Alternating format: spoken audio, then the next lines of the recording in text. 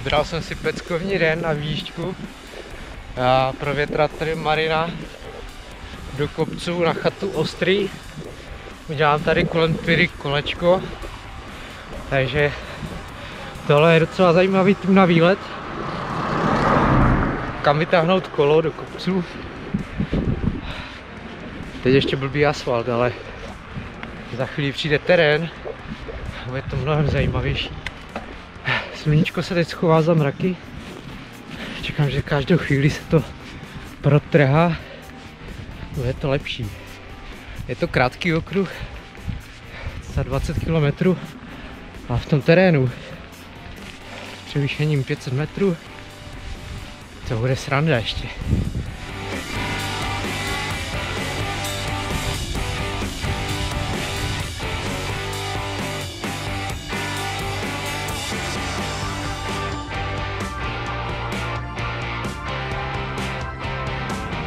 Větu asfaltku je docela záhul, je to tak 2 km stoupání nahoru po nudném asfaltu, který je sice nový, ale přeci jen pro tohle kolo trošku škoda. Takže ještě před chatou Kozinec doporučuji odbočit doleva na terén, kde konečně začíná ta paráda, kde si užijete trošku terénu, stoupání nepřestane, spíš se to začne přihoršovat.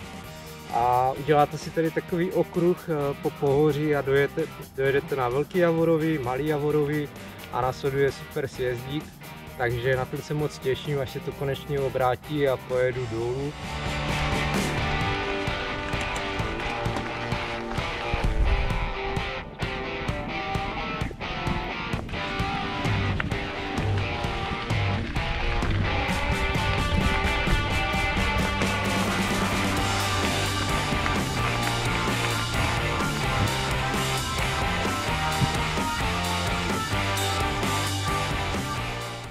Co nám píšou na rozcestníku?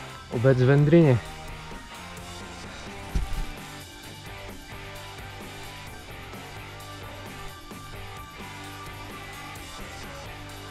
Chata Ostrý za rohem. Tady, když budete pokračovat po zelené na rozcestníku, tak nemůžete chatu minout. Jenže teď je taková doba, že podle mě tam bude zavřené, nebo aspoň přes okýnko. Tak uvidím, co mě tam potká. Když tak to jenom projedu a jedu dál. Co mě na téhle jízdě fakt baví, tak to jsou ty barvy. Tyjo, zlatá, červená, zelená, úplně to hýří.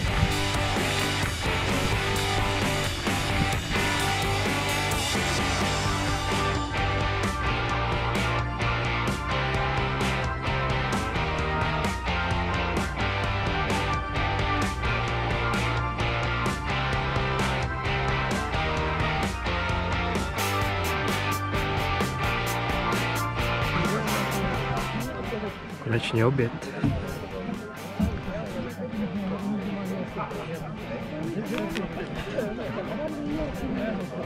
Tak tohle jsem vážně nečekal.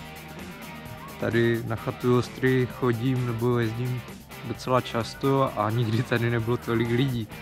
Takže korona opravdu táhne lidi ven do přírody.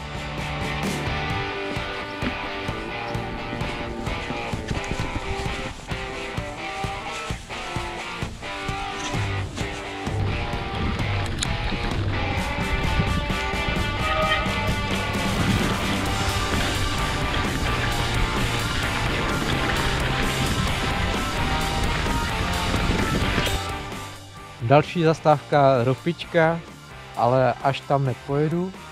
Já si dojet jenom na rozcestí, kde to otočím a pojedu na Velký Javorový, Malý Javorový, tam po sjezdovce sjezd dolů a vezmu to po turistické, uvidím. Mělo by to být sjízdné. Zatím jsem se nesetkal s žádným problémem. Marin je celkem ochotný prorážet terén. Tak jo, tak jedem dál.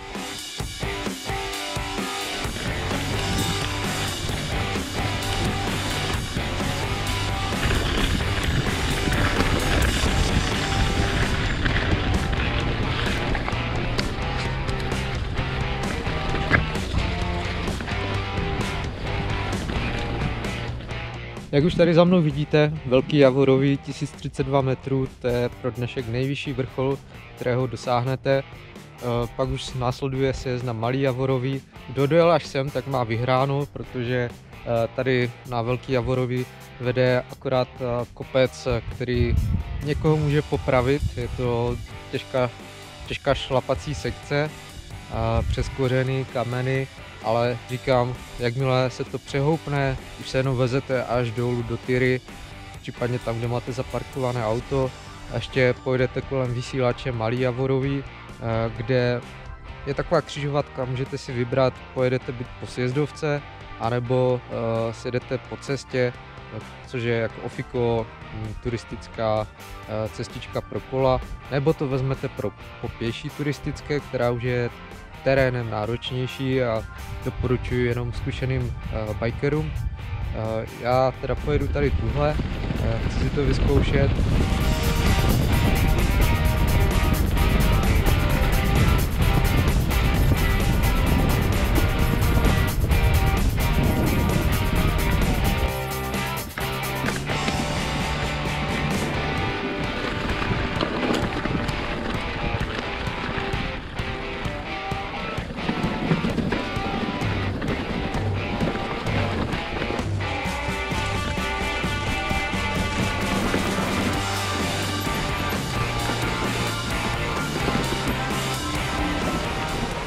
Pár slov na závěr k tomuhle výletu. Těžko něco dodat, protože tenhle výlet se mi moc líbil, byl perfektní. Nastoupal jsem nějakých 800 výškových na 22 kilometrech. V tomhle Beskydy nikdy nesklamou, protože tady ty metry stoupáte ani nevíte jak. A stačí opravdu málo vzdálenosti a ty výškové rostou.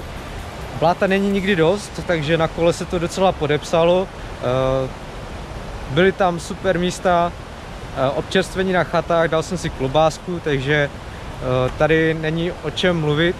Každopádně, jestli chcete vidět nějaký další tip na výlet, dejte nám palec nahoru, sledujte kanál MT Biker. Já vám přeju super jízdy, bavte se a užívejte. Čau.